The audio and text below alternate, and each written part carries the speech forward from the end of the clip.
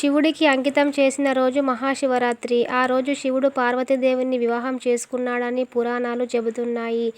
ఈ ఏడాది మార్చి 8న మహాశివరాత్రి పర్వదినం జరుపుకోనున్నారు.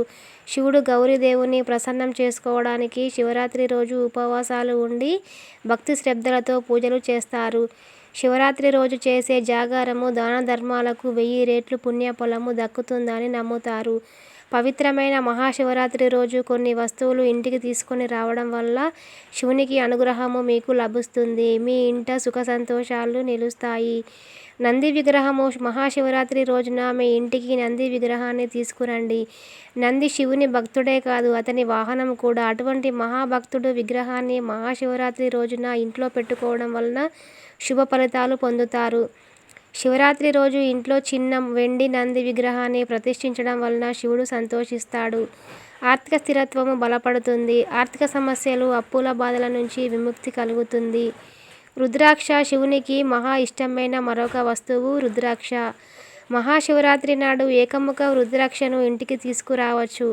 అనేక రుద్రాక్ష పూసలను ఉన్నప్పటికీ ఏకముఖి రుద్రాక్ష శివుని ప్రాతినిధ్యంగా భావిస్తారు. హిందూ మతంలో కూడా రుద్రాక్ష అంటే ఆనందం, శ్రేయస్సు, శాంతికి చిహ్నంగా పరిగణిస్తారు.